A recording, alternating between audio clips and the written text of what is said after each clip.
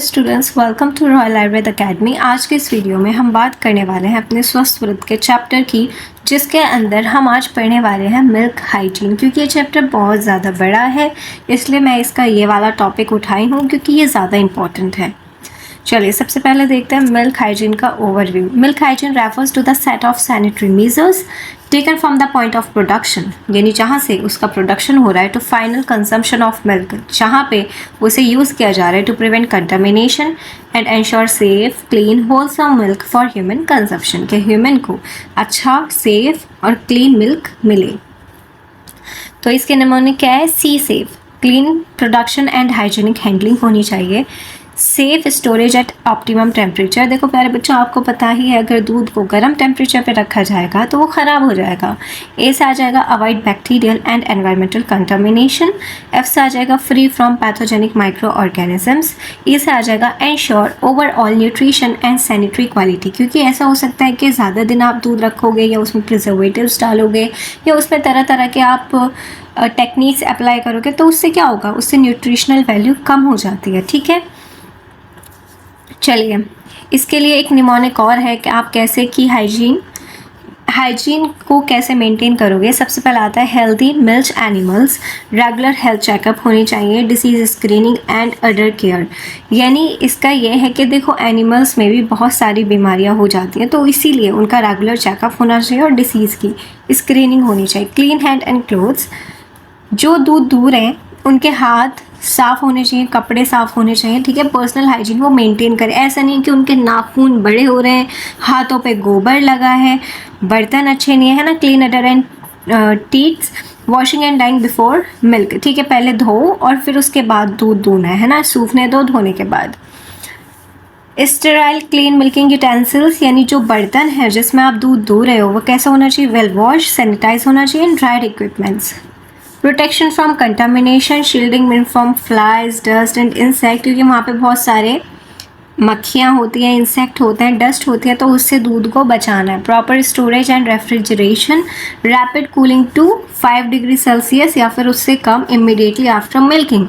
आप जैसे दूध निकाल लो तुरंत ही उसे कहाँ रख दो? फ्रिज में रख दो, और उसका टेम्परेचर 5 या 5 से कम होना चाहिए। Pasteurisation of milk is important. तो पास्चराइजेशन ऑफ मिल्क में क्या होता है? हीट ट्रीटमेंट होता है before commercial distribution and consumption. ये मैं पूरा टॉपिक आज के इस वीडियो में कराऊंगी क्योंकि यही ज़्यादा इंपॉर्टेंट है। कंपोजिशन क्या होता है? वो कंपोजिशन देख लो, इतना इंपॉर्टेंट नहीं है। MCQ में कभी कभार पूछ लिया जाए धोखे से तो ठीक है, हम कर लेंगे। Water 87%, fat 4%, protein 3.5, lactose 4.5, mineral 0.7। ठीक है, प्रोटीन कौन सा होता है? Lactalbumin, casein and lactoglobulin protein, ये चीज़ याद करनी है। Milk sugar primary carbohydrate component होता है। और मिनरल्स कौन से होते हैं? Rich in calcium, phosphorus, sodium, potassium. क्या नहीं होता है? देखो मैं एक चीज़ और लिख दूँ, अगर यहाँ पे नहीं लिखा है विटामिन ए, गुड, तो यहाँ पे वो चीज़ नहीं लिखी है, तो अब मुझे मौका मिल गया है लिखने का। तो मिल्क इज़ देखो मैं आपको बताती हूँ, milk is a complete food लिखूँ, डाइट लिखूँ, ड्रिंक लिखूँ?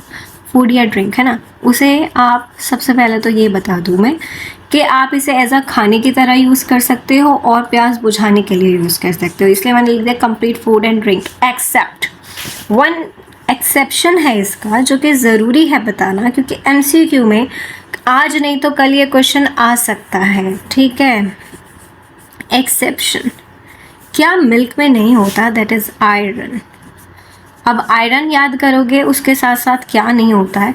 प्लस विटामिन C नहीं होता है। इम्पॉर्टेंट नहीं, बहुत इंपॉर्टेंट ये बात है कि आयरन और विटामिन C दूध में नहीं होता, क्योंकि अगर आयरन होगा चिलेशन हो जाएगा। वैसे भी मना किया जाता है कि आयरन की टेबलेट को दूध के साथ नहीं लेना है, क्योंकि उससे ना दूध का फ़ायदा होगा ना आयरन का।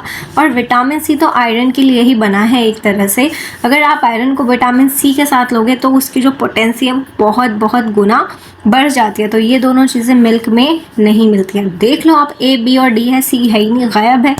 और क्या नहीं है? कैल्शियम, फॉस्फोरस, पोटेशियम, सोडियम है, आयरन नहीं है। क्यों नहीं है? इसलिए नहीं है क्योंकि ये होना ही नहीं है। अगर ये होगा तो मिल्क नहीं रहेगा, वो नुकसान ही देगा, आपके लिए कंप्लीट फूड और ड्रिंक नहीं होगा। तो अगर आपको भूख लगी है, चलिए साथ साथ एक और आपके हेल्थ के लिए एडवाइस कर देती हूँ कि milk is a complete food and drink.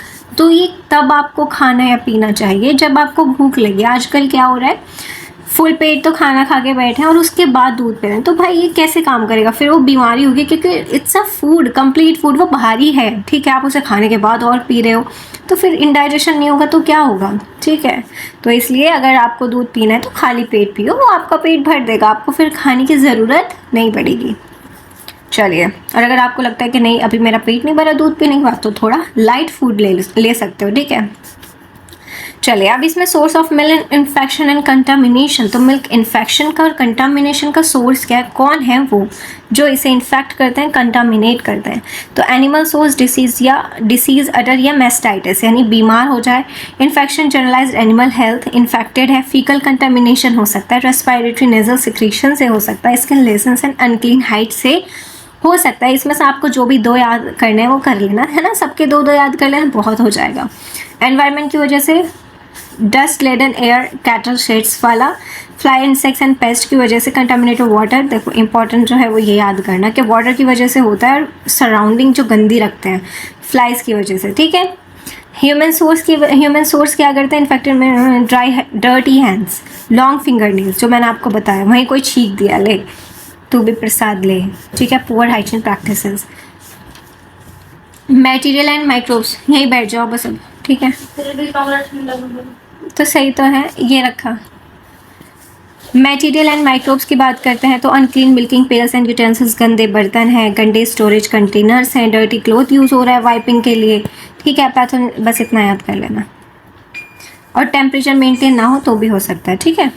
Milk born disease कौन कौन सी हो सकती है वो बस याद पढ़ लो, याद करने की ज़रूरत नहीं है। ट्यूबरक्लोसिस, क्या है ये, brucellosis, typhoid fever, cholera and staphylococcus Kokalla poisoning, ये याद करना है, ठीक है। ये क्या होता है, स्टेफाइलोकोकल पॉइजनिंग किससे होता है, ये चीज़ याद करना बहुत इंपॉर्टेंट है कि ये होता है स्टेफाइलोकोकस ऑरियस से, ठीक है, हैंडलर स्किन की वजह से, ये याद करना इंपॉर्टेंट है। कॉलरा याद कर सकते हो, ये तो आम जिंदगी में देखते हैं, विब्रियो कॉलरी, ठीक है। क्लीन एंड सेफ मिल्क की बात करते हैं तो clean milk is defined as a milk obtained from healthy animals under hygienic condition, containing only a small number of harmless bacteria, free from pathogens, foreign debris, कूड़ा कचरा ना हो, and objectionable odor और flavor, ऐसा ना हो कि उसमें गंध आ रही है, ठीक है। करेक्टरिस्टिक क्या है सेफ मिल्क का, उसकी ट्रिक भी सेफ मिल्क है।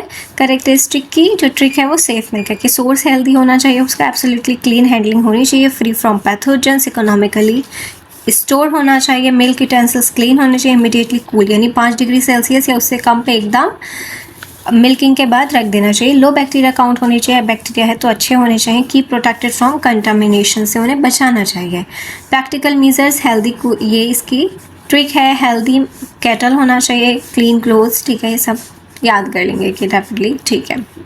A very important topic in this, जिसके लिए मैंने ये वीडियो बनाई है, इज़ पास्चराइजेशन ऑफ मिल्क, यानी हमें क्या करना चाहिए, मिल्क का पास्चराइजेशन करना चाहिए। पास्चराइजेशन क्या होता है वो देखते हैं।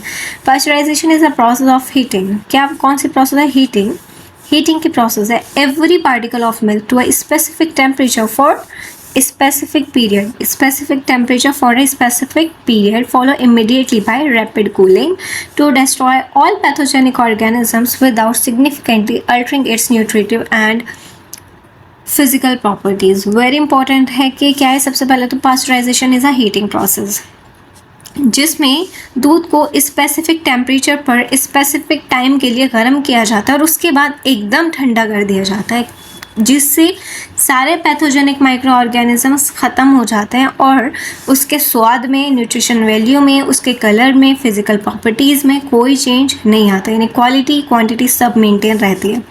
सबसे पहले हम पढ़ते हैं होल्डर मेथड, यानी लो टेम्परेचर लॉन्ग टाइम, तो यानी होल्ड करो भाई, लो टेम्परेचर है तो लंबा समय लगेगा। तो इसमें क्या है, टेम्परेचर है 63 डिग्री सेल्सियस 30 मिनट के लिए, ठीक है, लंबा टाइम है कि 30 minute 63 degree Celsius, low temperature long time है। फिर उसके बाद एकदम कूल करो 5 डिग्री सेल्सियस या उससे कम, ऊपर कर दो इसे ऊपर। यूजेज क्या है, सुटेबल फॉर स्मॉल स्केल और बैच प्रोसेसिंग ऑपरेशंस के लिए, इस हाँ ऊपर कर दो, कह रही हूँ। सूटेबल होना चाहिए स्मॉल स्केल्स के लिए, जैसे घर में हम मोस्टली करते हैं। हाई टेम्परेचर शॉर्ट टाइम की बात करते हैं तो इसका टेम्परेचर 72 डिग्री सेल्सियस और 15 सेकेंड के लिए, बहुत कम टाइम है, और इसे एकदम से फिर 5 डिग्री सेल्सियस या उससे कम टेम्परेचर पे रख दो। Mostly commercial continuous flow pasteurisation method है, कॉमर्शियली यूज़ होता है। UHT अल्ट्रा हाई टेम्परेचर में हम 135 से 150 डिग्री सेल्सियस देते हैं केवल 1 से 2 सेकंड के लिए, ठीक है। कितना? 1 से 2, वो 15 सेकंड था, यहाँ पे सिर्फ 1 से 2, 135 से 150 डिग्री से, और immediately aseptic packing into sterile containers में किया जाता है। प्रोड्यूस कमर्शियली स्टाइल में लॉन्ग शेल्फ लाइफ, जिनको लॉन्ग शेल्फ लाइफ चाहिए तो ये उनके लिए यूज़ किया जाता है। टेस्ट क्या होता है? Test for adequacy of pasteurisation, तो सबसे पहले आता है alkaline phosphatase test is naturally occurring enzyme in raw milk. क्या होता है ये? एल्कलाइन फॉस्फेटेज क्या होता है? जो रॉ मिल्क में प्रेजेंट होता है, that is destroyed and temperature slightly higher than those required to kill Mycobacterium tuberculosis. तो ये डिस्ट्रॉय हो जाता है उस टेम्परेचर पे जो कि जिससे माइकोबैक्टीरियम ट्यूबरक्लोसिस यानी TB वाला मर जाता है, ठीक है। Etch pine is properly executed the enzyme is completely, अगर पास्चराइजेशन प्रॉपरली हुआ है उसका मतलब ये एंजाइम क्या हो जाएगा? इनएक्टिवेट हो जाएगा। तो निगेटिव फॉस्फेटेज टेस्ट होना चाहिए, पॉजिटिव का मतलब है भी कंटामिनेशन है। तो ये था प्यारे बच्चों हमारा मिल्क हाइजीन का टॉपिक।